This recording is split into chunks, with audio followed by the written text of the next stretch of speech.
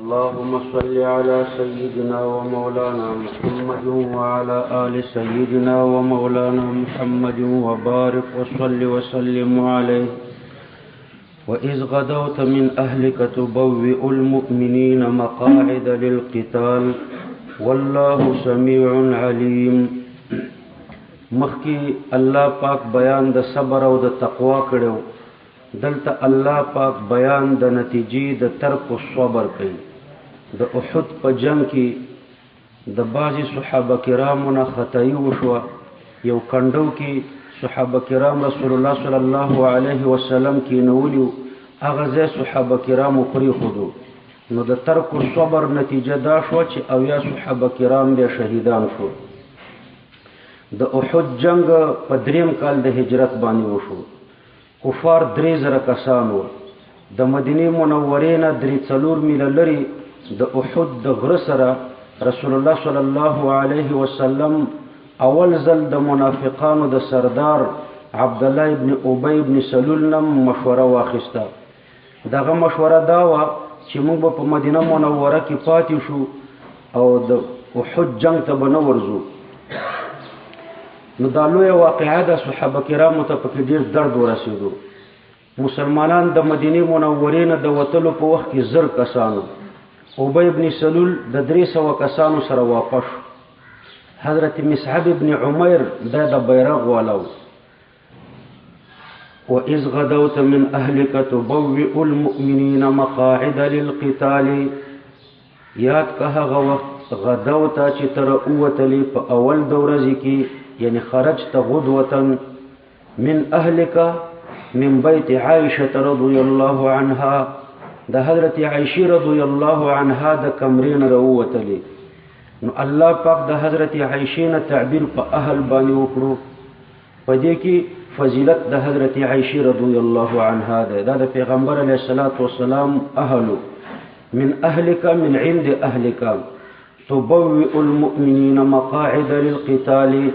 تیارول تا مسلمانانو تا مقاعد مفعول ثانی د پاره د تبوئ ده، یعنی اماکن للقتال، زینه د جنگ دی ورته تیارول چې په کم ځای کې به مسلمانان ولاړي. والله سمیع علیم. بشک الله پاک سمیع لاقوالکم، ستاسو د اقوالو د پاره اوریدون کې ده، او علیم باحوالکم. اذ همت طائفتان منکم ان تفشلا. کله چې عبد الله ابن ابی ابن سلول د 300 کسانو سره واپس شو، پیغمبر علیه السلام سره 1000 مجاهدین وو. دا 300 تر نه واپس. نو چې دوی واپس شو، بنو سلمہ او بنو حارثه دا طائفتان وو. دوی قصد وکړو چې واپس شي د ابی ابن سلول سره، لیکن الله پاک ثابت قدم کړه د مخلص مؤمنانو. اذ همت طائفتان. یاد که هغه وخت چې قصد وکړو طائفتان، دو ډلو بنو سلمہ او بنو حارثه ستاسو نه، ان تفشلا، چې دوی بیزړش د جنگ نه، یعنی تجنبا فتخلف مع ابی، چې بیزړش د جنگ نه او د ابی ابن سلول سره د احد د جنگ نه واپس. والله ولیهما. بشک الله پاک چې ده ولیهما مددگار د دوی ده، محبهما وناصرهما. الله پاک د دوی مددگار او کومکیو. وعلى الله فليتوكل المؤمنون. او خاص په الله پاک باندې توکل کی مؤمنان. ولقد نصركم الله ببدر وانتم اذله. دا وعلى الله فليتوكل المؤمنون د پر دلیل ده، یعنی کیف لا تتوکلون علیه ولقد نصركم الله ببدر. څنګه به الله پاک باندې تاسو توکل نه کوئ، حال دا چې الله تاسو سره امداد وکړو د بدر په جنگ کې. وانتم اذله، او تاسو کمزوري وئ. وانتم اذله، نو اذله په معنا د کمزوري سره. فاتقوا الله لعلكم تشکرون. نو د الله نه ویریږئ د دې لپاره چې تاسو د الله شکر ادا کړئ. بنصره لكم، چې الله پاک تاسو سره امداد وکړو. نو دا امداد لوی نعمت ده. نو لعل په معنا د کای تعلیلیه سره د دې لپاره چې تاسو د الله شکر ادا کړئ. او که په خپل حقیقت پرې دی نو فتقوا الله تاسو د الله نو ویریږئ حال دا کې دې شي چې تاسو د الله احسان ومنئ شکر هم دغه ته و چې د الله پاک احسان ومنئ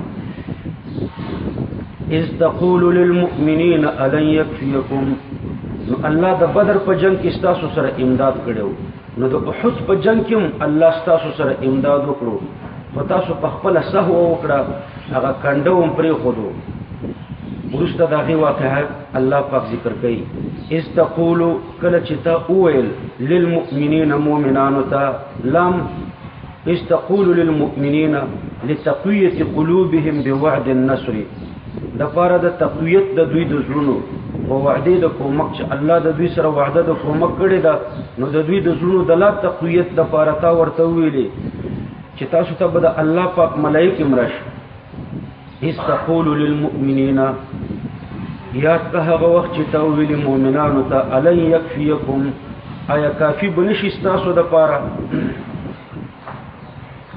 ان یمدکم دا چې مدد وکړي له تاسو سره ربکم رب تاسو په 3000 په 3000 من الملائکه د ملائکو نه منزلین چې را لګلې شوي وي د اسمان نه په تاسو باندې را نازلېږي او د اسمان نه به تاسو ته راځي بلا یعنی بلا یکفیکم هو 3000 بس کېږي ان تصبروا علی قتالهم که تاسو د کافرانو په قتال باندې صبر وکړو وتتقوا او اوریدئ د الله نه یاتوکم من فورهم هذا او راشي پتا سو باندې د مشرکان من فورهم په دغه ساعت کې یعنی یو ناڅاپه چې دغه ساعت ده نو یمددکم امداد بو کی تاسو سره ربکم رب تاسو به 5000 په 15000 باندې من الملائکه د ملائکه مصوبین چې علامې لرون کی وي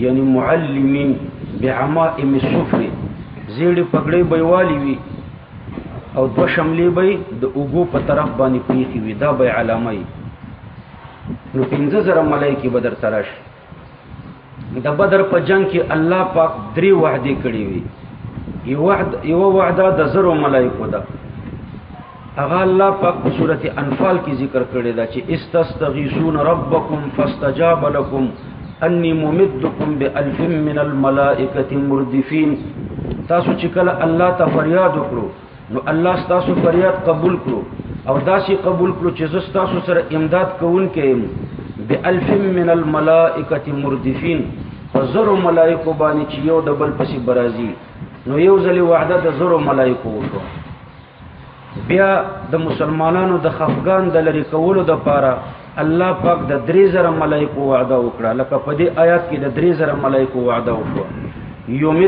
یمدکم ربکم ب3000 من الملائکه منزلین نو د 3000 ملائکه دراتلو وعده وکړه بیا چې کله مسلمانان خبر شو چې قرز ابن جابر د مشرکانو امداد تر روان دي نو د مسلمانانو په زړه کې نوې ویره راغله قرز ابن جابر د خپل قوم سره مسلمانان خبر شو چې د کفارو امداد ترازی نو چې کله د مسلمانانو په زړه کې دا نوې ویره راغله نو الله پاک نوې وعده وکړه چې کافران پتا سو باندې ناڅاپه حمله وکړي نو بیا به 15000 ملائکه ستاسو د کومک د پاره راش ب5000 من الملائکه مسومین نو دا د 15000 ملائکه وحده به ورسته وشو بیا دا 15000 ملائکه راغله او کرانغلي نو په دې کې دوه قول دي شعبی فرمایي چې دا 15000 ملائکه رانغلي ځکه د 15000 ملائکه راتلل مشروط کو یاتوکم من فورهم هذا چې دا کفار پتا سو یو ناڅاپه حمله وکړي نو الله بس تاسو د پاره 15000 ملائکه راولېږي او کفار یو ناڅاپه حمله ونکړه شرط فوت شو نو ففات المشروط د 15000 ملائکه راتللم فوت شو او بعض علما فرمایي چې نه دا 15000 ملائکه راغلي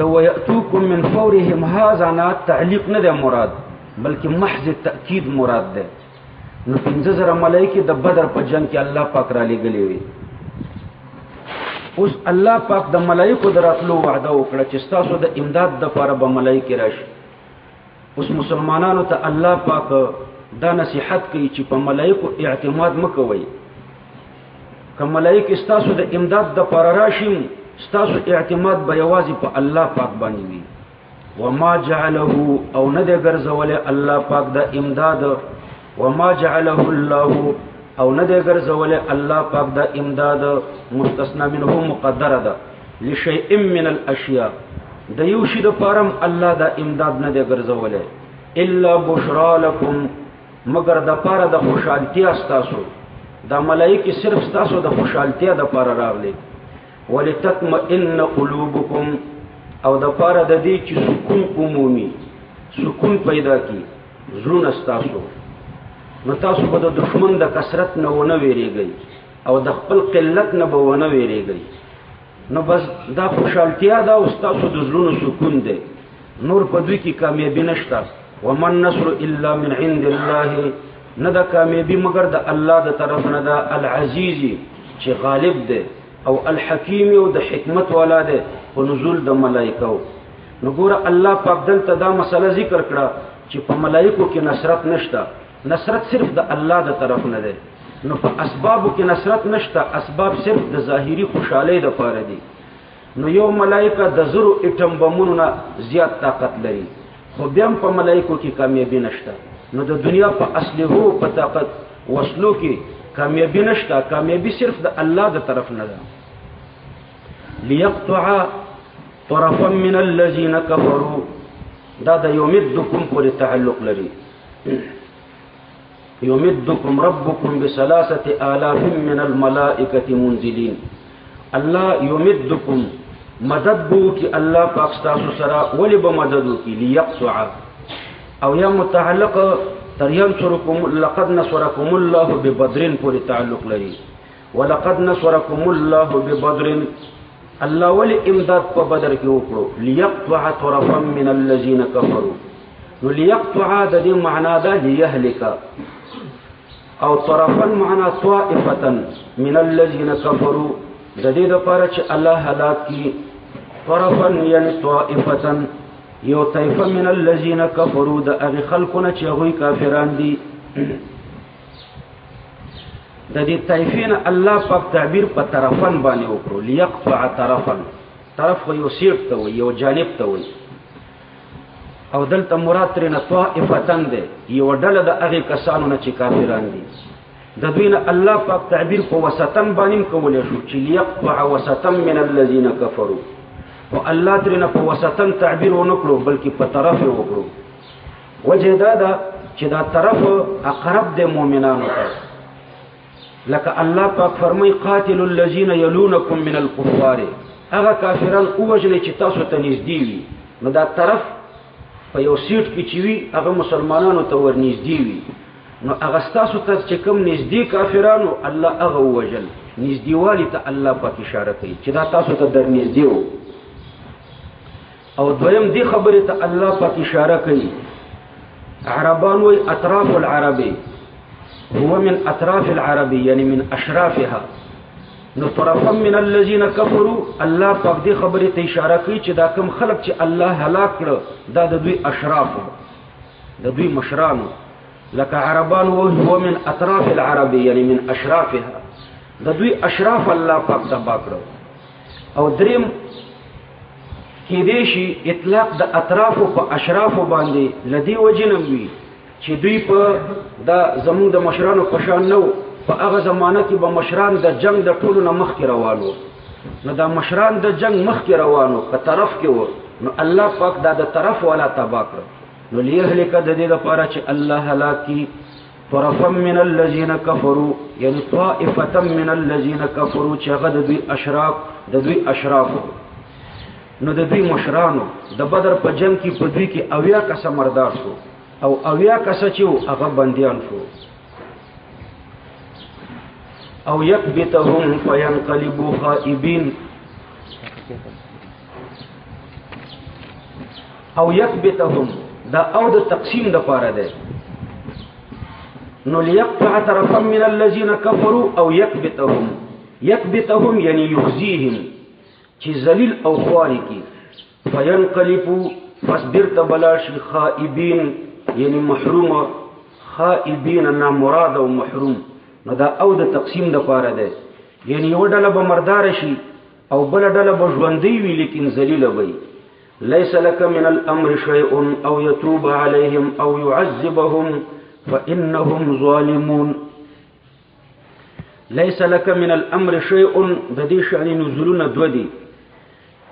راجح شان نزول دا دی چې د احد په جنگ کې اول کې مسلمانان غالب شو او بیا رسول الله صلی الله علیه وسلم یو کندو خالیو د احد یو غرو په دې کندو کې د عبد الله ابن جبیر رضی الله عنه په مشرۍ کې 50 کسا مقرر کړ او دوی ته و فرمایل چې تاسو به دا کندو نه پرېږدئ، کوم فتح حاصل کړم تاسو بدل تناستئ او کوم شکست خورم تاسو بدل تناستئ، د دې ځنه بنه خوځېږي. په اول کې مسلمانانو ته الله فتح ورکړه، په دوی کې بعضی مسلمانان په دې کندو کې چناستو، مسلمانان د غنیمتونو پر راټولولو مصروفو، نو په دوی کې بعض ویل چې را فتح وشوه راځي چې نور ورکو شو مونږ هم د غنیمتونو پر راټولولو کې د پیغمبر علیه السلام او د صحابه سره شریک شو. عبد الله ابن جبیر رضی الله عنه ورته وفرمایل چې مونږ ته پیغمبر علیه السلام حکم کړی دی چې تر څو درته ما نه ویلي دا کندو به نه پرېږدئ، نو موږ د پیغمبر علیه السلام د حکم مطابق به دا کندو نه پرېږدو. صحابه کرامو بعض ورته ویلي چې د پیغمبر علیه السلام مقصد دا و چې تر فتحې پورې به کندو نه پرېږدئ، اوس فتح شوې ده. خو بیا هم په دې کشمکش کې تقریبا 38 کسانو دا کندو پرېښودو. 10 یا 12 کسه د عبد الله ابن جبیر رضی الله عنه سره دلته پاتې شو او نور راکوش د غنیمتونو پر راټولولو مصروف شو. خالد ابن ولید چې په دغه وخت کې د کفارو قومندانو، نو دوی چې دا کندو خالی ولیدلو چې لږ صحابه پکې ناستي، نو د دې لارې نه راغلو. دې صحابه تر مرګه پورې تر شهادته پورې ورسره مقابله وکړه. دا 12 واړه یا 10 واړه شهیدان د عبد الله ابن جبیر رضی الله عنه سره. نو بس دوی په دې کندو راووخته، مسلمانان د غنیمتونو پر راټولولو مصروفو، دوی په مسلمانانو شا طرف نه حمله وکړه او کم کفار چې مخکې تښتېده هغوی چې دا منظره ولیده هغوی هم راتاو شو. جنگ ډیر شدید شو، پیغمبر علیه السلام هم مقابله کوله. دا د مخکې طرف چې 4 غاښونه دي په دې کې لاندنی ښي غاښ د پیغمبر علیه السلام شهید شو او دا صغرې کړۍ خولۍ چې په سر کړې وه دیم په مخ مبارک کې ننوتې او بېهوشه په یو کنده کې وغورځېدو. نو په وینو سور شو.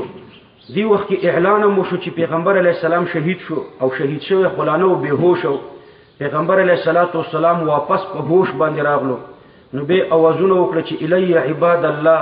نو صحابه کرام بیا راتاو شو، یو 10 کسه مجاهدین د پیغمبر علیه السلام خوا شاته راټول شو او د کفارو سره بیا سخته مقابله وکړه. نو دې ځکه پیغمبر علیه السلام خیری وکړي چې هغه قوم به څنګه کامیاب شي چې خپل پیغمبر یې په وینو سور کړو.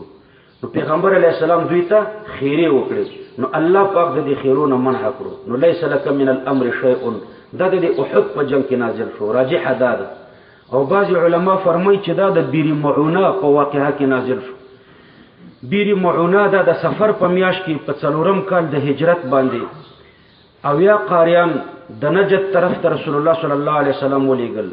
د دې قاریانو مشر منذر ابن عمرو، دا اویا قاریانو په لاره کې عامر ابن طفیل دوی ته کمین نیولی او دا اویا قاریان شهیدان کړه. نو رسول الله صلی الله علیه وسلم دوی ته خیری وکړي. خو راجح دا ده چې د دواړو په باره کې د آیات نازلېدې شي، ځکه دا د بیر معونه واقعه چې وه دا د احد نه صرف 4 میاشتې وروسته وه. 4م کال د هجرت او د سفر میاشت وه، 4 میاشتې صرف وروسته دا واقعه راغله د بیر معونه. نو دا 2 غټ دردونه و. پیغمبر علیه السلام دوی ته خیری وکړي، الله پاک د خیرونه منع کړو چې دوی ته خیری مه کوه. ګورئ، یو د الله پاک تکوینی نظام دی او بل د الله پاک تشریعی نظام دی.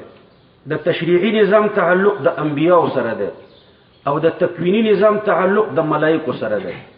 د الله پاک تکوینی نظام دا دی چې نن به ډېر خلق وفات کړي وي، په زرګونو خلق به په لکونو خلق به نن وفات شوي. دا تکوینی نظام دی. دا الله پاک ملائکو ته سپارلی چې د خلکو نه روح اخلي وژنه یې. دا تکوینی نظام دی. او تشریعی نظام دا دی چې د خلکو وژل ناجایز دي. پیغمبرانو ته دا نظام سپارلی دی چې مسلمانان مه وژنئ، انسانان مه وژنئ. ګوره دا تشریعی نظام دی چې څوک مه وژنه.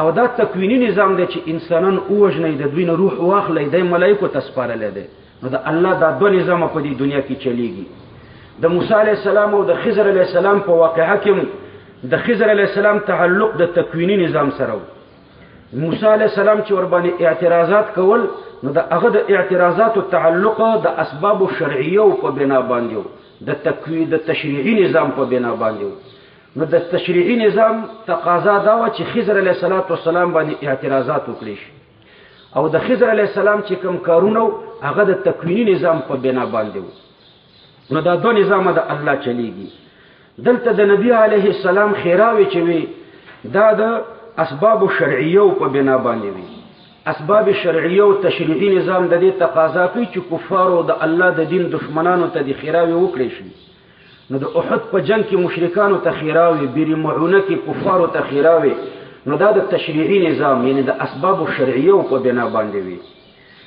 او الله پاک پیغمبر علیه السلام چې منع کړو نو د الله په قضا او په قدر کې پدې کې بعضی کفارو ته اسلام لیکل شوی نو د الله منع چې واده د تکوینی نظام په بنا باندې و هغه تکوینی نظام باندې پیغمبر علیه السلام نو خبر نو الله پاک منع کړو دا منع د تکوینی نظام په بنا باندې و پیغمبر علیه السلام څه ګناه نه وکړي او نه خطا کړی و بلکې د اسباب شرعیه په بنا خیراوي کړی نو خطا نه و ګناه نه و خو د الله تکوینی نظام د الله قضا او قدر دا چې دوی کې بعضو ته ایمان لیکلو دوی کې به ورسته بعضی مسلمانان شو نو د هغه تکوینی نظام د الله د قضا او د قدر چې د پیغمبر علیه السلام نه پټه فیصله ده د هغې تقاضا ده چې دوی ته د خیراوي ونه کړی شي لیس لک من الامر شیء نشته دی تا لره من الامر د امر نه شیء یو څه یعنی تا ته اختیار نشته او یتوب علیهم او یعذبهم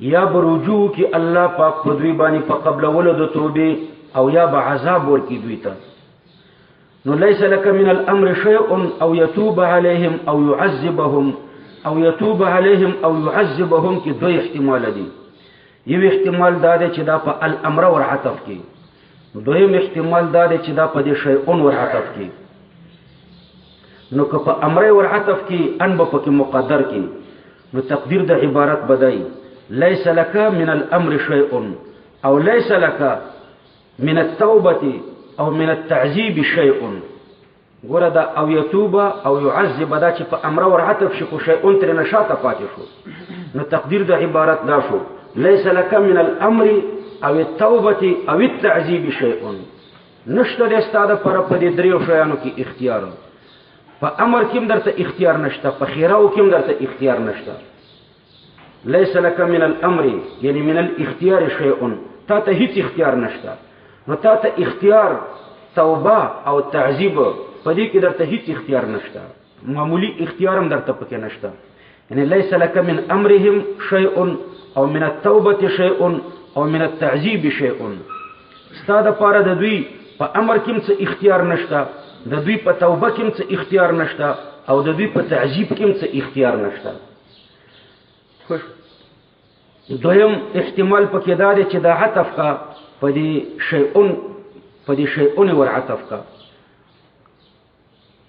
نو تقدیر د عبارت به بیا دی ليس لك من الامر شيء او التوبه او التعذيب عليهم نشته د استاده پر د امر نه څه شی او نشته د استاده پر د امر نه توبه او نشته د استاده پر د امر نه د دوی تعذيب نو ګوره بنا په اول دا سلب متوجیوی ما یتبع التوبه او ما یتبع التعذيبه چې قبول او رد او خلاص من العذاب ده او په دې دویم تقدیر چې دا په دې شیء باندې ور عطف کی نو بیا به سلب نفس توبه او تعذيب ته متوجیوی یعنی ته په دې باندې قادر نه چې دوی په توبه مجبوره کی او یې ترنه منع کی ځکه ټول کارونه د الله پاک په لاس کې دي پښتو کې لنډه معنی دا شو نشته د استاده پاره د امر د دوی نه څه شی او یتوب علیهم او يعذبهم یا برجوع کی په دوی په قبل ولد توبه یا به عذاب ورکی دوی ته فانهم ظالمون عذاب بزک ورکی چې دوی ظالمان دي ولله ما فی السماوات و ما فی الارض تقدیم د خبر د قصر د پاره ده خاص د الله د پاره دي ما فی السماوات و ما فی الارض په سماواتو او په ارضو کې خو منم شته مام شته ذوی العقل هم شته غیر ذوی العقل هم شته خو دلته تغلیب د غیر ذوی العقل ته په ذوی العقل باندې نو تعبیر په ما باندې کوي په من باندې نه کوي یغفر لمن یشاء الله پاک بخنه کوي من یشاء ته دلته به من ذکر کړو او لله ما فی السماوات کې ما ذکر کړی دی ځکه مغفرت او تعذیب دا تر عقلاو پورې خاص دی الته ملکیت ذکر دی دلته مغفرت ذکر دی مغفرت تر عقلاو پورې خاص دی یغفر لمن یشاء الله مغفرت کوي هغه چاته چې د الله اراده ورته وشي ويعذب من يشاء والله عذاب ورکوي هغه چاته چې د الله اراده ورته وشي والله غفور رحیم الله پاک چې ډیر زیات بخون کې او مهربان دی یا ایها الذين آمنوا لا تأكلوا الربا اضعافا مضاعفه دې منځ کې الله پاک د ربا ذکر وکړو علماء د دې ربط دا ذکر کړی دی چې مخکې الله پاک د جهاد مسله ذکر کړه جهاد یو بالنفس بل بالمال نو د جهاد د لپاره شجاعت پکار دی او شجاعت حرام خور سړی نه الله پاک شجاعت او زړورتیا او باسي په حرامو کې چې مبتلا شي نو په زړه کې رعب راشي نو دلته الله پاک د حرام مال ذکر کوي چې حرام مال مخوري چې په زړه کې بیا ویر راځي جبن او بزړتوب راځي نو بیا جهاد نشي کولای یا ایها الذين آمنوا اے مؤمنانو لا تأكلوا الربا مخری ربا اضعافا دو چنده مضاعفتا په دو چنده حال دا چې دو چنده په دو چنده وي نو اضعافا حال واقع شوی نو معنا د حال وکي حال دا چې دو چنده په دو چنده وي دلته دا قید اتفاقی دی د دوی د عادت مطابق دی دوی به چې چاته قرض ورکړو معینه نیټه باندې ورته هغه قرض ملاو نه شو نو هغه به دو چنده کړو بیا به چې معین تاریخ باندې ورته ملاو نه شو نو بیا به درې چنده کړو نو حال دا چې دو چنده په دو چنده وي نور که دو چنده نه یو چند وي نو ربا حرامه ده ربا مطلقاً حرامه ده دو چنده په دو چنده وي او که دو چنده نه بالکل یو چند وي نو حرامه اضعافا دا جمع د ضعف ده وضعف الشيء مثله او ضعف الشيء مثله او اضعافه یعنی امثاله اضعافا سو چند شو ګوره امثال شو اضعاف صيغه د جمع الله ذکر کړه یو ضعف دی بل ضعفا بل اضعاف ضعف یو چند یو مثل ضعفا دو مثله اضعاف یعنی امثال اقلا درې دي چې درې مثله خو وي نو دا اسم د پاره د عدد ده بشرط ان يكون معه عدد آخر اضعافا په چندونو باندې مضاعفتا چند یعنی دو چنده په دو چنده ما په درته د دوه معنا وکړه خو چې دې ته ګوري چې اضعافا جمع ده د ضعف او ضعف یو مثل ته وي ضعفا دو مثلو ته وي اضعاف درې مثلو ته وي نو اضعاف کې درې مثل راغله مضاعفتا ورته تاکید شو نه قید او مقید دواړو ته متوجه ده په ضعف کې النظر الى ما فوقه یو ضعف دی بل زوج دی زوجون کې نظر ما دون ته وي او په ضعف کې نظر ما فوق ته وي لکه عربان وي ضعف العشره یعنی 20 لا تأكلوا الربا اضعافا مضاعفه واتقوا الله لعلكم تفلحون د الله نه ویریږئ د دې لپاره چې تاسو کامیاب شئ واتقوا النار التي اعدت للكافرين ویریږئ د هغه اور نه چې تیار کړی شوی دی د لپاره د کافرانو اعدت للكافرين النار مطلقا مخلوقه للكافرين معده لهم اولا وبالذات اور مطلقاً کافرانو ته تیار شوی دی نور مسلمانان ګناګاران چې پکې ور داخليږي دا به تبعاً داخليږي نو دا صفت توصیف د تخصیص د پاره نه دی چې اور په دوه قسمه دی یو هغه جهنم دی چې کافرانو ته تیار شوی دی یو هغه جهنم دی چې مسلمانانو ته تیار شوی دی دا څه نه ده ظاهراً د آیات نه تقسیم را فهميږي النار موصوف التي اعدت للكافرين دا ورته صفت قید وکنه او د قید په وجه تقسیم راځي نو یو به هغه اوري چې کافرانو ته تیار دی یو هغه اور دی چې مسلمانانو ته تیار دی دا څه نه ده نو دا توصیف دا د څه د پاره دی د تخصیص د پاره نه دی نو واتقوا النار التي هغه اور نه ویریږي چې کافر ته الله تیار کړی دی. نور مطلقاً کافر ته تیار دی. کافر به اولا و بالذات ور ته داخليږي او د نور مسلمانان به طردن للباب پکې ور داخليږي. نو امام ابو حنیفه رحمه الله فرمایي چې ان هذه الايه هي اخوف آیه فی القرآن. ډیر ویرون کې آیات په قران کریم کې دغه آیات کریمه ده. ځکه الله دلته مؤمنانو ته وعید ورکړو چې ګوره هغه ورته داخلوم چې کافرانو ته ما تیار کړی دی. نو کافرانو ته تیار شوی دی او تبم پکې ور داخل شي. نو دا ډیر تهدیدون کې او ویرون کې آیات ده. بعض علما دا توصیف د تخصیص د پاره ګرځي. هغه فرمایي چې ګوره امت محمدی به مور ته داخليږي، بعضی ګناګاران او کافرانو مور ته داخليږي، خو په ور کې طبقات دي. یو طبقه چې د داغي ګرمي ډیره زیاته ده، د هغه په نسبت چې کم کې عصات د امت د محمد صلی الله علیه وسلم دا چې په کومه طبقه کې وي داغي ګرمي بلګه کمي. نو ویریږي د هغه ورنه چې الله کافرانو ته تیار کړی دی چې داغي ګرمي ډیره ده. واطيعوا الله والرسول او د الله پیروي وکړي او د الله په پیغمبر پیروي وکړي لعلکم ترحمون، د دې لپاره چې پتا سره رحم وشي. وسارعوا د عطف د په اطيعوا باندې وسارعوا الى مغفرتكم وسارعوا الى مغفرة وسارعوا او تاسو یو دبلنا تیزی کوي الى مغفرت من ربكم د جانب د رب تاسو. نسارعوا الى مغفرة وجنة. تقديم المغفرة لما ان التخلي مقدم، تخلی مقدمه د تحلینا. مغفرت کی تخلی ده د گناهونو نه صفائی ده او جنت کی تحلی ده، جنت کی انسان ته نعمتونه ورکول دي او تخلی تاسو وای چې مقدمه په تحلی باندې. وسارعوا تاسو تیزی کوي الی مغفرت، اسباب د مغفرت ته. اسباب د مغفرت څه شي دي ګوره تاسو ځان سره زده کوي. وهو الاسلام عند ابن عباس، د مغفرت مصداق اسلام د عبد الله ابن عباس یا پنیز د مغفرت نه خو اسباب د مغفرت مراد دي. د عبد الله ابن عباس معنا د الاسلام، د حضرت علی رضی الله عنه معنا د اداء الفرائض، اداء الفرائض.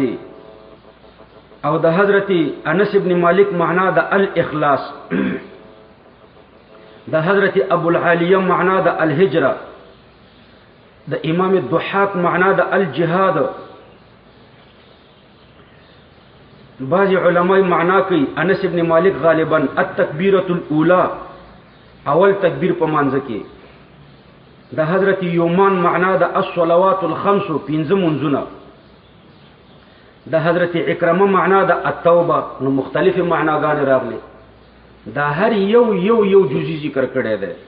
راجح عموم دی چې الاعمال الصالحه، اعمال الصالحه ولانه به دا ټول راغلو.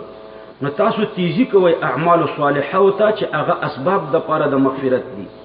من ربکم دا صفت د پاره د مغفرت ده، دا سی مغفرت کائنه من ربکم چې دا تاسو د رب د طرف نه ده. نو دې ته یو د بل نه مخکې کیږي تیزی ورته کوي.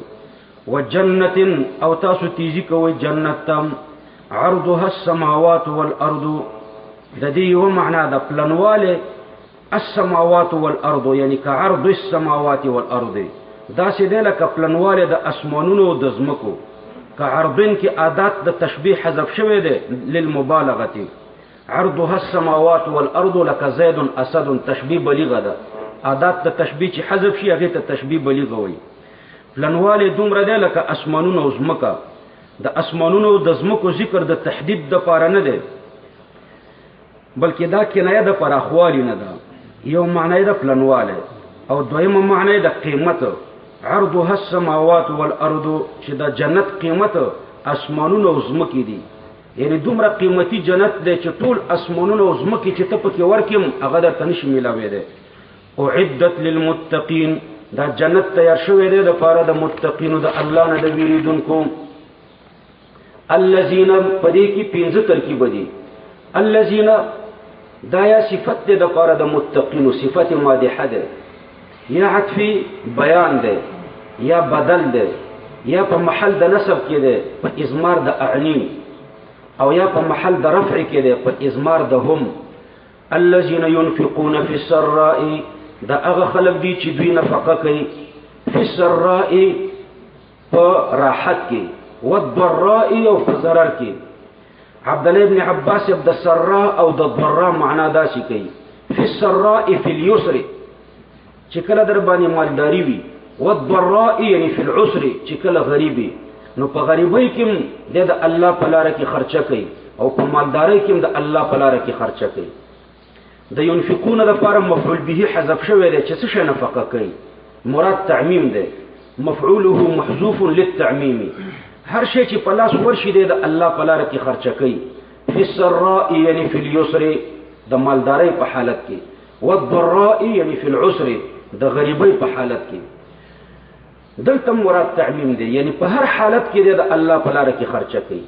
مفعول به حذف شوی دی د تعمیم د پاره او د فی السراء والضراء نم تعمیم مراد دی یعنی په هر حالت کې دی د الله په لار کې خرچه کوي.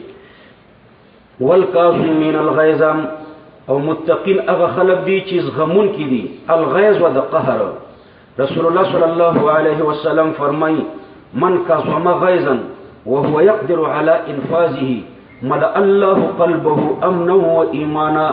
چا چې غصه تیر کړه او دې په انفاذ قادرو دا چا چې غصه کړي و غډیر کمزور او د وهلې خو بیا هم د خپل غصه هضم کړه نو الله به د زړه د امن او د ایمان نه ډک کړي. نو د غصې تیرول ډیر لوی فضیلت لري. قزم په اصل کې شد راس القربه د بوشکی د خلی تړلو ته وایي. یو بوجي د چخلی وتړي دي ته قزم وایي. عند امتلائها بوشکه ډکه شي خلی وتړي عربان وایي قزمه فلان قزم یعنی ممتلئ غیظا د غصې نه ډک دی. دلته معنا د المتجرعين للغیظ عند امتلاء نفوسهم منه چې غصه تیری چې کله زړه د غصې نه ډک نو په دې وخت کې د غصه تیری نو دا د متقینو صفت ده. والعافین عن الناس او د عفو کوونکي د خلقنا العافین یعنی المتجاوزین عن الناس یعنی عن عقوبة الناس خلق ته د سزا ورکولو نه تجاوز کوي چاته سزا نه ورکوي. عن الحسن ان الله يقول يوم القيامه الله پاک به د قیامت پر ورځ اعلان وکړي چې ليقم من كان له على الله اجر هغه خلق پاسيږي چې په الله اجر ده فلا يقوم الا انسان عفا هیڅوک به ودرېږي مگر هغه خلق به ودرېږي چې د خلکو ته عفو کړي نو د دوی اجرونه په الله پاک باندې. والله يحب المحسنين دا تذیل ده الله پاک خوخي احسان کوونکی. یو غلام بادشاہ د بادشاہ غلام او بادشاہ ورته غوسو د چې کله د بادشاہ غوسه ولیدله نو دا آیات کریمه ورته تلاوت کړو چې والکاظمین الغیظ متقین هغه خلق دي چې خپل غصې زغمی. نو هغه بادشاہ ورته ویل چې بس کظمت الغیظ غصه مې وزغمله. بیا ورته دی غلام ویل چې والعافین عن الناس دویم صفت د متقینو دار چې خلکو ته عفو کوي. نو بادشاہ ورته وی چې عفوت عنک عفو مې درته وکړه. دریم ځل ورته دا غلام وی چې والله يحب المحسنين الله پاک محسنین خوخی. نو بادشاہ ورته ویل چې بس احسان دار چې اعتقتک آزاد میکړي. والذین اذا فعلوا فاحشه متقین هغه خلق دي اذا فعلوا فاحشه چې کله دوی فاحشه کی ګناو کی اذا فعلوا چې کله دوی وکي فاحشه لوی ګنا فاحشه لوی ګنا ته وایي. دا والذین عطف دې په صفاتو د متقینو باندې او دا منځ کې والله يحب المحسنين دا په منځ کې جمله معترضه و. مخکې صفات د متقینو تر دې پورې راغله چې والعافین عن الناس. والذین اذا فعلوا فاحشه دا والذین مبتدا ده او خبر ورسته روان ده. والذین اذا فعلوا فاحشه متقین هغه خلق دي چې کله دوی وکي لوی ګناه او ظلموا انفسهم او د تنویع د پاره ده یا د خپل ځانونو سره ظلم وکي. اذا فعلوا فاحشه د معصیت متعدی ګناه وکي او ظلموا انفسهم د معصیت لازمی ده لازمی ګناه وکي. ذکر الله اذا فعلوا دا شرط متضمن معنا د شرط لرو. ذکر الله دا جواب د پاره د اذا ده.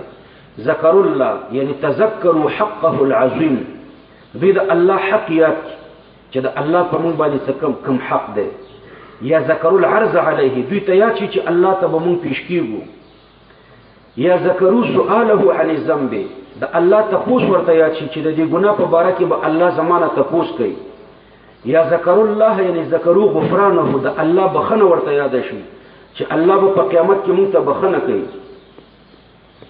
نو د دې ټولو نه معلومیږي یا ذکروا جماله د الله جمال او جلال ورته یاد شي نو ویریږي. یا ذکروا ذاته المقدس د الله ذات ورته یاد شي او د الله تقرب خوښ کی. نو په دې ټولو تقدیراتو کې یوازې د الله د نوم یادول نه دي مراده. ما درته تقریبا شپږ تقدیرات ولګول. ذکروا الله یعنی ذکروا حقه یو تقدیر، ذکروا حق الله، ذکروا العرض علی الله، ذکروا سؤال الله عن الذنب، ذکروا غفران الله، ذکروا جمال الله، ذکروا جلال الله، ذکروا ذات الله واحب التقرب الیه. یوازې د اسم ذکر نه دی مراده. نو دوی ته الله یاد شي فاستغفروا لذنوبهم نو بیا دوی بخنه وغواړي د خپلو ګناهونو دپاره. فاستغفروا لذنوبهم، فاستغفروا کې مفعول به مقدر دی، فاستغفروه لذنوبهم د الله نه بخنه وغواړي د خپلو ګناهونو دپاره. نو علما فرمای طلب المغفرة مع الاصرار کالاستهزاء به د الله نه بخنه غوښتل او بیا هم همیشواله کول په ګناهونو باندې دا د الله پورې رشخند وهل دي په الله. نو فاستغفروا لذنوبهم دا متضمن دی ترک د ګناهونو لره چې ګناه پرېږدي. نو مراد استغفار مع التوبه دی. ومن یغفر دا من مبتدا ده، یغفر الذنوب دا یغفر ورته خبر دی. څوک دی هغه چې وبخي ګناهونه الا الله دا الا الله الله مرفوع دی بنا بر بدلیت د هغه ضمیر نه چې په یغفرو کې مستتر دی. الا الله غیر د الله نه، نو غیر د الله نه بل څوک ګناهونه نشي بخلی. ولم یصروا علی ما فعلوا او دوی همیشواله نه کوي. دا عطف دی په فاستغفروا باندې. ولم یصروا اصرار دوام ته وایي. دوی همیشواله نه کوي په خپلو ګناهونو. وهم یعلمون دا حال ده. همیشواله نه کوي په خپلو ګناهونو. حال دا چې دوی پوهیږي. په څه پوهیږي؟ قبح فعلهم، په بدوالي د خپل فعل. تاسو په کتابونو کې وایي چې نفي په کلام مقید داخله شي قید ته متوجه وي. نو یسروا دا مقید ده، اصرار او همیشواله دا دوام مقید ده. وهم یعلمون دا حال ده، حال قید وي. نو دلته به نفي دی قید ته متوجه وي، دی علم ته به متوجه وي، دی دوام ته به نه متوجه. حالانکه دلته نفي دوام ته متوجه ده. نو دا په هغې قانون مشهوره باندې نه ده بنا. نفي دلته قید ته نه ده متوجه، بلکې دلته نفي مقید ته متوجه ده، دی اصرار ته متوجه ده، دی علم ته نه ده متوجه. دوی همیشواله نه کوي. حال دا چې دوی پوهیږي، یعنی نفي دی همیشوالي ته متوجه ده. نو او یا دا قید دا د پاره د نفي دی. کله حال قید د پاره د نفي وي، کله نفي قید ته متوجه وي، کله حال قید وي خو دا قید د پاره د نفي وي. په حالت د علم کې دوی همیشواله نه کوي. اولئک دا مبتدا ده، جزاؤهم مبتدا ثانی ده، مغفرتون دا ورته خبر ده. دا خلق چې دی د دوی جزا مغفرت ده من ربهم د جانب د رب د دوی نه. وجنات او باغونه دي تجري من تحتها الانهار چې روان به وي د دې باغونو لاندې نهرونه. خالدین فیها دوی به په جنتونو کې د همیشه لپاره. ونعم اجر العاملین او ډیر ښه اجر دی د عمل کوونکو. مخصوص بالمدح حذف دی چې الجنتو دی. دا آیات کریمه چې کله نازل شو نو ابلیس چغې شروع کړې. اخرج الترمذي عن عطاف بن خالد انه قال بلغني، هغه وایي ما ته دا خبره رسېدلې ده چې انها لما نزلت چې کله دا آیات کریمه نازل شو صاح ابلیس بجنوده، ابلیس او ټول ابلیسیانو د فوجیانو ټول چغې شروع کړې. وحسا على رأسه التراب، په خپل سر خاورې شیندل شروع کړه. ودعا بالویل والصبور، د هلاکت خیریه یې ځان ته شروع کړې چې د زمونږ دپاره هلاکت دی. حتی جاءته جنوده من كل بر وبحر، دومره چغې رمباړې د شیطان ووالې چې د هر بر او بحر نه د ټول فوجیان ورته راټول شو، ټول شیطانان ورته راټول شو. فقالو د ټولو شیطانانو د خپل مشر شیطان ته ویلې چې ما لک یا سیدنا، ای زموږ سردار ولې جاړې؟ قال آیت نزلت فی کتاب الله، د الله په کتاب کې یو آیات کریمه نازل شو. لا یضر بعدها احدا من بني آدم ذنب، دا غي نه وروسته یو انسان تم ګناهونه نقصان نه رسوي. قالوا وما هي، هغه کوم آیات دی چې د هغې په وجه ګناهونه انسان ته نقصان نه رسوي. فاخبرهم، نو دا آیات ورته تلاوت کړو چې والذین اذا فعلوا فاحشة او ظلموا انفسهم ذکروا الله فاستغفروا لذنوبهم ومن يغفر الذنوب الا الله. چې کله لویه ګناه ترېنه وشي الله ورته یاد شي، دوی توبه وباسي، د الله نه بخښنه وغواړي، نو الله ورته دا ګناهونه معاف کړي. نو اوس به انسانان ګناهونه کوي او الله پاک به ورته معاف کوي. نو دې شیطانانو ورته ویلي چې یو چل به وکړو، نفتح لهم باب الاهوا، د خواهشاتو دروازه به ورته کوله وکړو. فلا یتوبون ولا یستغفرون، بیا به ګناهونه کوي، نه به توبه وباسي او نه به د الله نه بخښنه غواړي. ولا يرون الا انهم على الحق، او دوی به د دوی به بل خیال هم نه، د دوی به خیال دی چې موږ په حق یو. د خواهشاتو دروازې به ورته کوله وکړو، ګناهونه به کوي او بیا به وایي چې موږ په حق یو، توبې به هم نه وباسي، بخښنه به هم نه غواړي. نو فرضی منهم بذلک، نو بیا دا مشر شیطان د دې کشرانو نه خوشحاله شو، په دې تدبیر ترې نه خوشحاله شو. قد خلت من قبلکم سنن، الله پاک فرمای په تحقیق سره تیری شوي دي. قد خلت یعنی مضت، په تحقیق سره تیری شوي دي من قبلکم پخوال استاسونه، سنن ډیرې طریقې، یعنی وقائع فی الامم، ډیرې طریقې وي د کفارو د هلاکت. فسیروا فی الارض، نو تاسو وګرځئ په ځمکه کې، سفرونه وکړئ په ځمکه کې، باقدامکم او بافهامکم، په قدمونو باندې وګرځئ په دې ځمکه کې، او یا عقل په دې ځمکه کې وګرځوئ.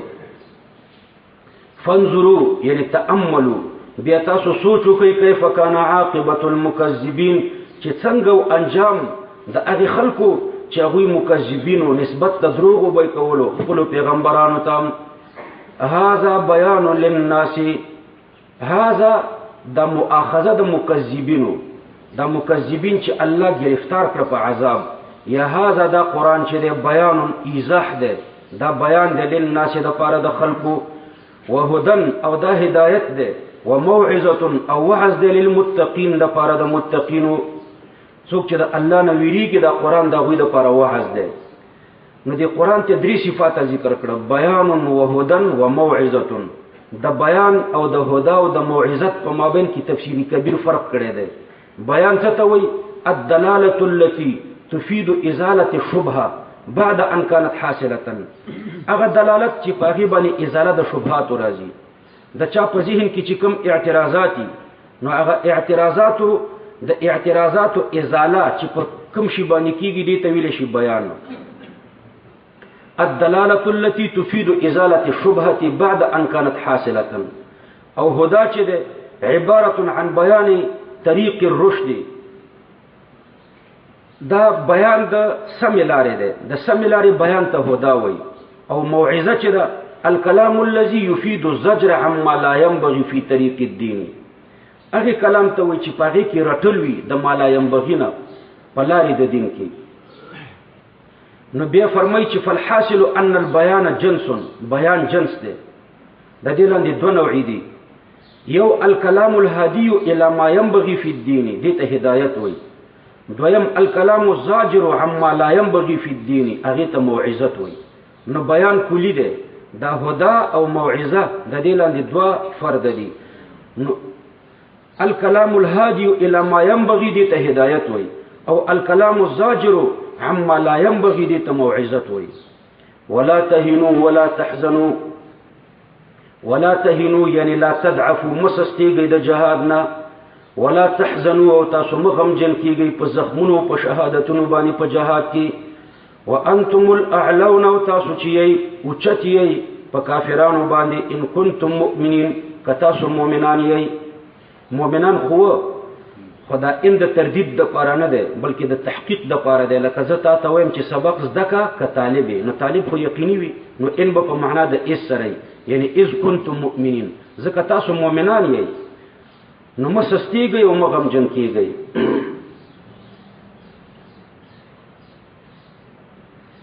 ان یمسسکم قرح فقد مس القوم قرح مثله، که ورسیږي تاسو ته زخمونه، فقد مس القوم په تحقیق سره رسیدلی قوم ته کافرانو ته د بدر په جنگ کې یوم البدر، قرح زخم مثله ستاسو په شان. نو وما ضعفوا فلا تضعفوا، هغوی سست نشو، را روان کال ته بیا راغله جنگ ته، نو تاسو مه سستیږئ. د بدر په جنگ کې اویا کافران مردار شوي، د احد په جنگ کې اویا صحابه شهیدان شو. نو هغوی چې د اویاو د مرګ په وجه سس نه شو، نو تاسو د اویاو شهیدانو په وجه مسستېږئ. وتلک الایام، وتلک مبتدا ده، الایام ورته صفت ده، نو داولوها دا ورته خبر ده. تلک الایام، تلک الاوقات، الف لام د عهد د پاره ده. تلک الایام یعنی تلک اوقات الظفر، دا وختونه د کامیابی چې دي، نو داولوها چورلوي مونږه، چورلوي تاووي را تاووي، اړو را اړوي. بین الناس په ما بین د خلکو کې کله کافران غالبي کله مسلمانان غالبي، نو دا اوقات د کامیابی چې دي مونږ تاوو را تاوو چورلوي. بین الناس یعنی بین المؤمنین والکفار، د مؤمنانو د کافرانو په ما بین کې. وليعلم الله الذين آمنوا، وليميز الله الذين آمنوا، د علم نه تمیز مراد ده. د دې لپاره چې الله پاک جدا کی مؤمنان من غیرهم، د چانه جدا کی د غیر مؤمنانو نه، مؤمن د منافق نه جدا کی. په دې شکست کې همداسې وي، کله چې مجاهدین شکست خوري منافق د صف نه وځي. امارت اسلامی چې په افغانستان کې حاکم خو ډیره دنیا پکې و، بیا چې امریکا راغله ګوره ډیر الته منافقان پاتې شو او خالص مجاهدین غرونه ته وختل. بیا د اوس د فتح ټیمو، نو بیا پکې بعضی منافقان داخلو، نو بیا چې دا داعش را پیدا شو بیا تینا منافقین بیا ترې نووته. نو لیمیز الله الذین آمنوا، د دې لپاره چې جدا کی الله پاک مؤمنان د غیر مؤمنانو نه، د منافقینو نه. نو وليعلم دلته ليعاملكم معامله من يريد ان يعلم المخلصين الثابتين على الايمان. دا الله علم خو ازلی دی، نو یو معنا خو ما درته وکړه چې لیمیز. دویمه معنا دا ده چې الله پاک معامله در سره وکړي، داسې معامله د هغه چا چې هغه اراده د علم لري. يعاملكم معامله من يريد ان يعلم المخلصين، داسې معامله در سره وکړي لکه معامله د هغه چا چې خپل علم راولي. نور د الله علم ازلی دی.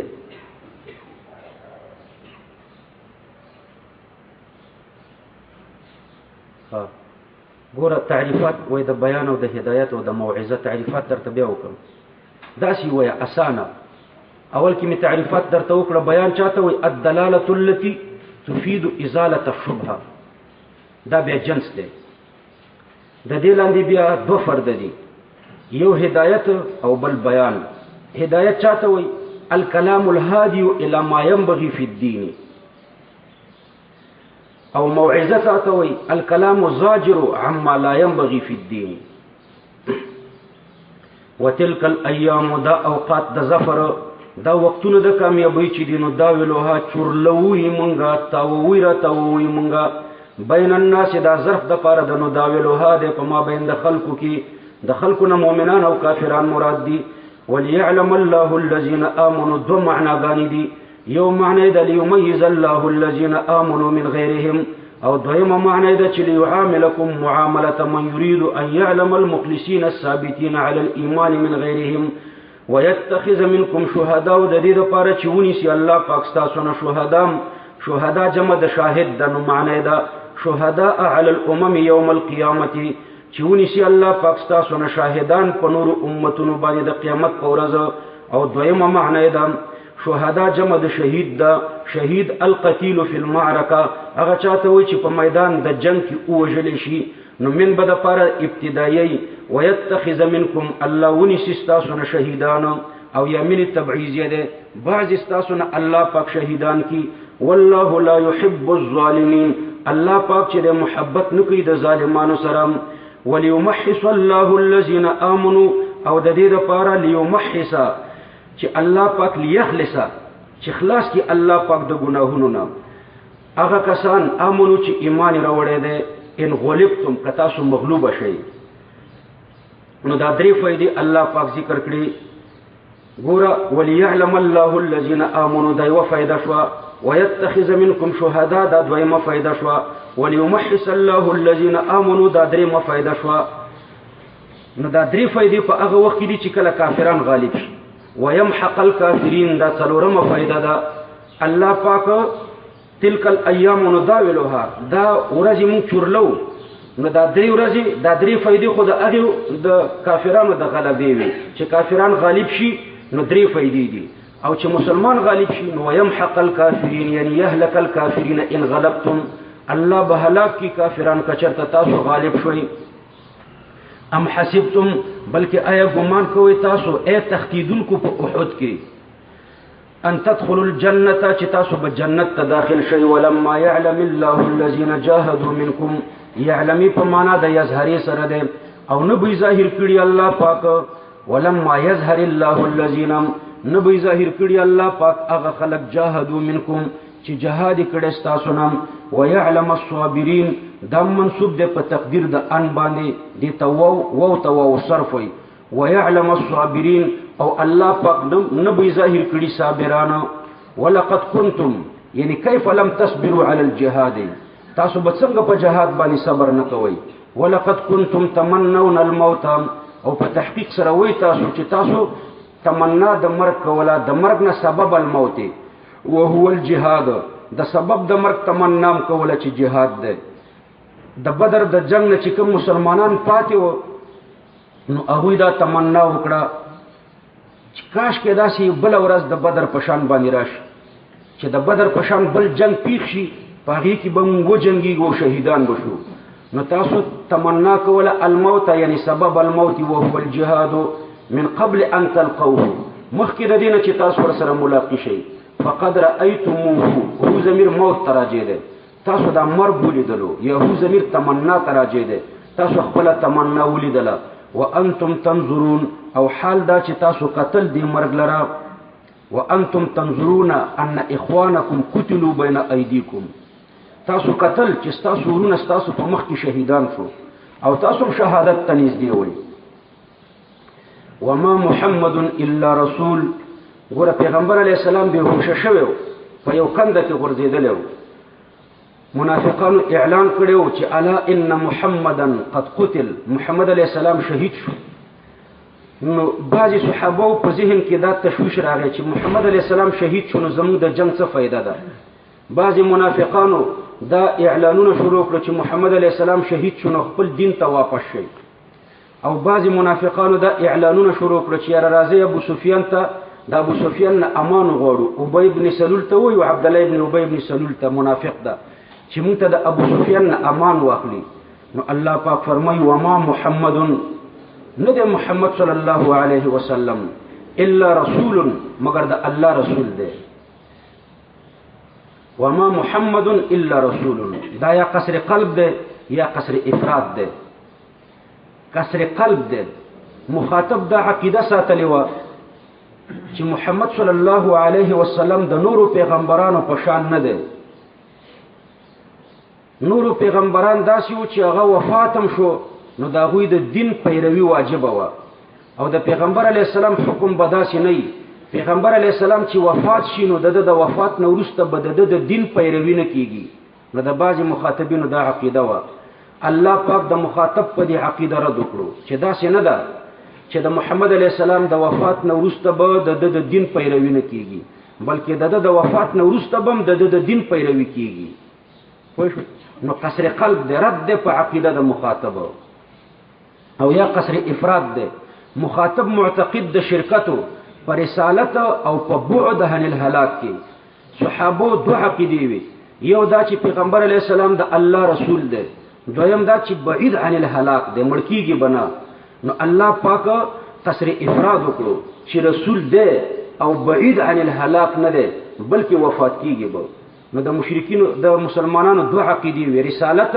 او بعد عن الهلاك نو قصر افراد الله پاک وکړو چې بعد عن الهلاك نشته رسالت شته نو قصر افراد د قصر افراد خلګيږي وما محمد ند محمد صلی الله علیه وسلم الا رسول مگر د الله رسول دی نو د الله رسول دی او بعید عن الهلاك نه دی بلکې وفات کیږي به ورځ به وفات کیږي قد خلت من قبله الرسل فتحقیق سره تیر شوی د مخکې نور پیغمبرانم افئن مات افئن همزه د انکار د پاره ده او فا د استیناف د پاره ده یا د مجرد تحقیق د پاره ده د عطف د پاره نه ده افئن مات کچرته د پیغمبر مات په خپل مرګ باندې وفات شي افئن کلمه د ان مستعمل کړه، ان خود تردید د پر راضی، او دلته د پیغمبر علی السلام په موت کې خود تردید نشته.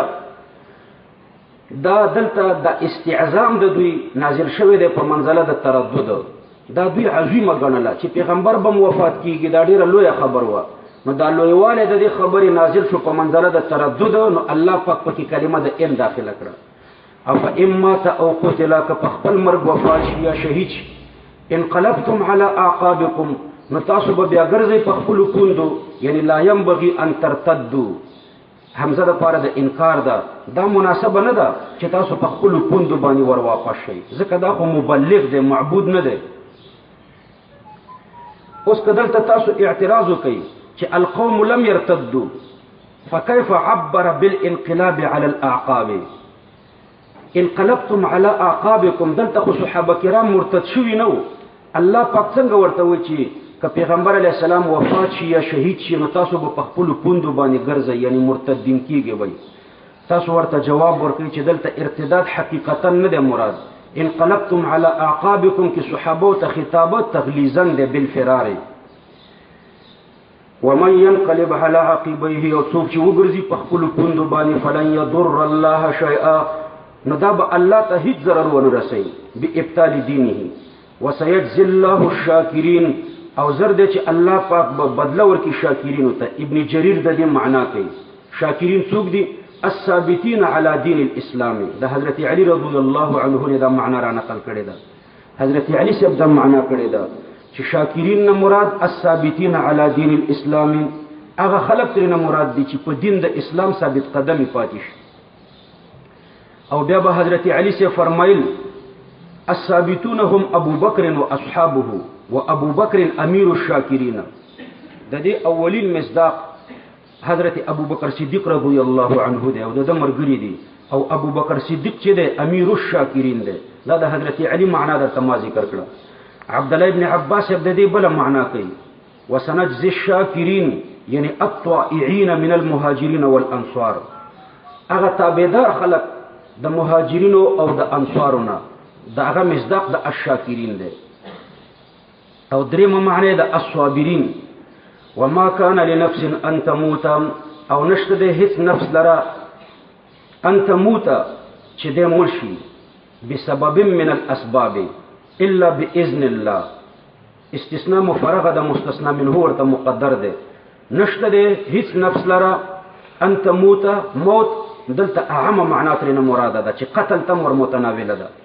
بسبب من الاسباب الا باذن الله، الا باذن الله یعنی الا بمشیه الله او الا بحکم الله.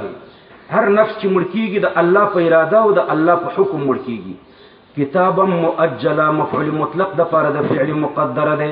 كتب ذلك الموت کتابا مؤجلا، لیکل د الله پاک دانیټا کتابا لیکل، مؤجلا یعنی موقتا بوقت معلوم، چې دا کتاب موقت دی په وخت معلوم باندې.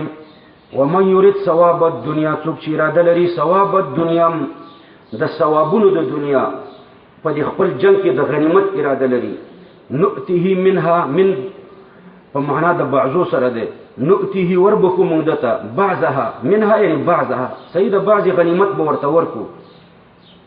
په دې کې الله تعریض کوي هغه چاته چې په غنایم مشغول شو د احد په جنگ کې، کنده وی پری خودو او راکی وته د غنیمتونو پر اټولولو لګیا. نو الله هی ته تعریض کوي ومن يريد ثواب الاخرته، او څوک چې اراده لري ثواب الاخرته، د ثوابونو د اخرت، نؤته منها، نو موږ به ورکو هغه ته منها د دې ثوابونو د اخرت نام. وسنجزي الشاکرین، او زر دې چې جزا به ورکړو مونږه شکرګزار وته. وكأي من نبي قاتل معه ربيون كثير، وكأي دیر پیغمبران دي، وكأي من نبي دیر پیغمبران دي. كأي مبتدا ده، قاتل وكأي من نبي، نبي موصوف ده، قاتل دا ورته صفت ده. قاتل معه ربيون كثير، وكأي من نبي قاتل معه ربيون كثير فما وهنوا لما أصابهم في سبيل الله وما ضعفوا. نو وکأی من نبی قاتل معه ربیون کثیر، کأی دا مبتدا دا او من نبی قاتل معه ربیون کثیر دا ورته خبر ده. وکأی من نبی الله پاک فرمای ډیر پیغمبران دي قاتل معه، خدا دا چې دا قاتل ورته خبر کی. وکأی من نبی ډیر پیغمبران دي قاتل معه ربیون کثیر چې جنگ کړي دي په ملګرتیا د دوی کې. ربیون کثیر خدای پرستو خلق ډیرو خدای پرستو خلقو د دوی په قیادت کې جنگ کړي دي. دا کأین چې دی بعض علما فرمایي چې دا بسیطه کلمه ده، نون پکې اصلي ده، او بعض علما وایي چې دا مرکبه ده د ایون او د کاف تشبیهی نه. ایون منون او کاف تشبیهی. نو کأی من نبی ډیر پیغمبران دي په معنا د کم سره ده. کأی مبتدا ده، ډیر پیغمبران دي قاتل معه چې ور سره په ملګرتیا کې جنگیدلی دي. ربیون کثیر ډیر خدای خلق د دوی په ملګرتیا کې جنگیدلی دي. نو په دې کې توبیخ د منهزمینو ته چا چې شکست وخوړو چې تاسو د تیر امتونو د مجاهدینو په طریقه باندې لا نړۍ لم یستنوا بسنن الربانیین المجاهدین. ربیون کثیر عبد الله ابن عباس د دې معنا کې جموع کثیره ډیر خدای خلق ډیر ډلې ور سره د غوی په قیادت کې جنگیدلی دي. او حسن البصری سے د دې معنا کې العلماء والفقهاء. فما وهنوا نو بیا پاتې نه دي راغلي د تکلیف پر رسیدلو سره یا سشوي نه دي. لما اصابهم د علت د منفي د پاره ده، د نفي د پاره نه ده. فما وهنوا نو بیا پاتې نه دي راغلي څه تکلیف رسیدو سره یا سشوي نه دي. لما اصابهم د څه تکلیف پر رسیدلو باندې فی سبیل الله د الله په لار کې. وما ضعفوا او سشوي نه دي د جهاد نه. ومستکانو او نه سر ټیټ کړي د دشمن ته، یا نه د دباو لاندې راغلي دي د دشمن. دباو لاندې راتلل، بېوسه کېدل، د بېوسه کېدلو له وجې نه ایسارېدل او لاس په سر کېدل. نو ومستکانو مختصره معنی وکړه، نه سر ټیټ کړی دی دشمن ته. والله يحب الصابرین علی مقاسات الشدائد، بشک الله پاک محبت کی د صبر کوونکو سره چې هغوی په تکلیفونو باندې صبر کوي. وما كان قولهم او نو وینا د دوی عند لقاء العدو چې کله به د دشمن سره مخامخ شو. الا ان قالوا نو دلته خبر استثناء مفرغه ده. وما كان قولهم شيء من الاشياء، نو وینا د دوی دا قولهم دا خبر د پاره د کان دی ځکه منصوب دی. او شيء من الاشياء اسم دلته مقدر دی هغه مستثنا منه دی. الا ان قالوا مگر د دوی وینا دا و چې دوی به ویلي عند لقاء العدو ربنا اغفر لنا ذنوبنا، یا الله پاک وبخ مونږ ته ذنوبنا یعنی صغائرنا دا صغیره گناهونه، و اسرافنا یعنی کبائرنا کبیره گناهونه. اسراف تجاوز ته وي د حد نه، دلته کبیره گناهونه مراد دي. دا صغیره گناهونه او کبیره گناهونه دا سبب د پاره د هزیمت دی، سبب د پاره د شکست دی. نو یا الله پاک صغائر او کبائر زمونږ ته معاف کا. و اسرافنا فی امرنا یعنی تجاوزنا عن الحد، زمون زیاته چې موږ د حد نه تجاوز کړی دی په دې خپل دین کې. وثبت اقدامنا او یا الله پاک ثابت کا زمون قدمونه. وانصرنا علی القوم الكافرین او موږ ته زمون امداد وکړه د قوم کافرانو په خلاف. فآتاهم الله ثواب الدنيا ورکو الله پاک دوی ته یعنی قبل دعاءهم فآتاهم. ففصیحیه ده په مقدره جمله باندې دلالت کوي. قبل دعاءهم الله د دوی دعا قبول کړه. فآتاهم الله ثواب الدنيا ورکو الله پاک دوی ته ثواب د دنیا بالفتح والغنیمه.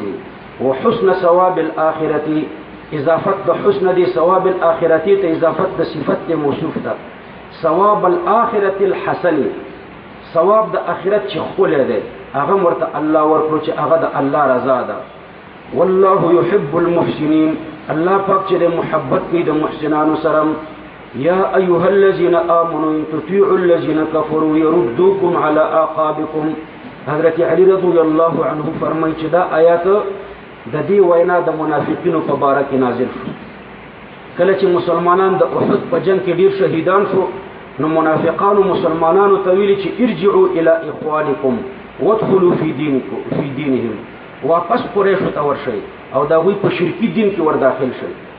یا ایها الذین آمنوا ای مؤمنانو ان تطیعوا، الله په کلمه د ان راوړه. الله په دې خبرې ته اشاره کوي چې دا اطاعت بعیدة الوقوع من المؤمن، د مسلمان نه ډیر لري دی. د مسلمان په جانب کې د دې تصور نه کیږي چې دا دی واقع شي. ان تطیعوا الذین کفروا، که تاسو پیروي وکړئ د هغې خلکو چې کافران دي. د الذین کفرون منافقان مراد دي، ځکه دوی عند الهزیمت مسلمانانو ته ویلو چې ارجعوا الى دینکم، تاسو د خپلو پلارانو دین ته واپس شئ. او یا د الذین کفرون ابو سفیان مراد دی. ان تطیعوا الذین کفروا نو اطاعت نه به طلب د امان مرادي، که تاسو طلب د امان وکړئ د ابو سفیان نه په دې دویمه معنا کې. یردوکم علی اعقابکم، دا به تاسو واپس کی په پوندو ستاسو باندې. فتنقلبوا خاسرین، نو تاسو به وګرځئ تاوانیان. بذهاب الدنیا والدین، دین او دنیا به هم دواړه تباه شي. بل الله مولاکم، بلکې الله پاک چې دی مولاکم مدد کوونکی دی ستاسو. نو د الله پاک اطاعت وکړئ. وهو خیر الناصرین، او دا د ټولو مرسته کوونکو نه ښه دی، د ټولو مرسته کوونکو نه، د ټولو امداد کوونکو نه الله ښه دی. سنلقي في قلوب الذين كفروا الرعب، الله پاک فرمایي زر دی چې زه به وغورځوم په زړونو د هغې خلکو کې چې کافران دي رعب. کله چې د احد په جنگ کې 80 صحابه شهیدان شو او کافران د میدان د جنگ نه واپس شو مکې مکرمې ته، نو چې تر نیمې لارې پورې لاړه نو بیا سوچ وکړو چې موږ غلطي وکړه، مسلمانان هم ولې ټول نه ختمول. نو بیا اراده وکړه چې را واپس شي او ټول مسلمانان په مدینه منوره کې د قتل په اراده را واپس شو. پیغمبر علیه السلام چې خبر شو نو بیا مجاهدین تیار کړه، زخمی ټوټه ټوټه مجاهدین دي، بیا تیار کړه او د ابو سفیان د مقابلې دپاره مخکې بوتله حمراء الاسد پورې ورسېده. چې کله حمراء الاسد ته ورسېده کافرانو د را واپس کېدو اراده کړې وه، په زړه کې الله رعب واچولو، بیا رانغله همداسې لاړه مکې مکرمې ته. نو الله فرمایي سنلقي فی قلوب الذین کفروا الرعب، زر دی چې زه به وغورځوم په زړونو د هغې خلکو کې چې کافران دي، د هغوی په زړونو کې به زه رعب وغورځوم. مسلم شریف کې حدیث دی نصرت بالرعب علی العدو، ما سره الله امداد کړی دی چې ما ته رعب را کړی د دشمن په خلاف. او په مسند احمد کې حدیث دی نصرت بالرعب مسیرة شهر یقذف فی قلوب اعدائي، یوه میاشت د مزل په اندازه چې دشمن لري وي نو بیا به هم د هغه په زړه کې زمانه ویره وي. نو زر دی چې زه به وغورځوم په زړونو د هغې خلکو کې چې کافران دی رعب بما اشرکو، با د سببیت دپاره ده او ما مصدریه ده متعلق تر سنلقي پورې دی په سبب د اشراک د دوی باندې بالله، تر چې دوی اشراک کولو بالله د الله سره. ما موصوله ده یا موصوفه ده، مصدریه نه ده. څه شی د الله سره شریکولو؟ ما لم ينزل به سلطانا، داسې بوتان د الله سره شریکول، داسې غیر الله د الله سره شریکولو. لم ينزل به سلطانا، چې د هغوی د شرکت په مستحق کېدو باندې الله پاک هیڅ دلیل نه دی نازل کړی. لم ينزل به یعنی باشراکه، سلطانا یعنی حجتا، الله پاک د هغوی د شرکت په مستحق کېدو باندې به ضمیر می چاته راځي کړو باشراکه، خدا ده باستحقاقه الشرکته، چې الله نه دی نازل کړی په استحقاق د شرکت، په استحقاق د چې دی مستحق د شرکت دی، باستحقاقه الشرکته، الله نه دی نازل کړی په استحقاق د شرکت، سلطانا څه حجت الله نه دی نازل کړی. د دې مطلب خو بظاهرا دی چې شته دی خو الله نه دی نازل کړی. نو دلته به نفي قید ته نه متوجه، بلکې دلته به مقید ته متوجه وي چې حجت دی. یو قید دی چې انزال دی، یو مقید دی چې حجت دی. نو دلته دی حجت ته متوجه ده، یعنی حجت نشته چې الله یې نازل کړي. تاسو منطقو کې وایي چې کله سالبه په وخت د عدم د موضوع کې صادقه وي، نو دلته هم سالبه په عدم د موضوع کې صادقه ده. حجت نشته چې الله یې نازل کړي، دا مطلب نه چې حجت خو الله نه نازل کړي، بلکې د سره حجت نشته. ومأواهم النار یعنی ما یؤون الیه فی الاخرة هغه چې دوی ورته ورګرځي په آخرت کې زید دوی ور دی. وبئس مثوى الظالمین او ډیر بد زید د پاره د ظالمانو. مسوا مکان الاقامت ته وي زید اوسېدو ته وي. ولقد صدقكم الله کله چې پیغمبر علیه السلام مدینه منورې ته راغلو نو یو څه خلکو پکې ویلي چې من اين اصابنا هذا وقد وعدنا الله النصر ولی په احد کې مونږ اویا کسه شهیدان شو. حال دا چې الله پاک مونږ سره د کامیابی وعده کړې ده. نو الله پاک فرمایي چې ټیک ده الله در سره د کامیابی وعده کړې ده او کامیاب هم کړې. د احد په جنگ کې اول مجاهدین کامیاب نو دوی هغه کنډو پرې خودو ثانیه شکست وکړو. نو که کنډو نه وي پرې نو په اول کې دوی کامیاب وو. ولقد صدقكم الله خامخا په تحقیق سره رښتینی کړ الله پاک تاسو سره وعده خپل وعده.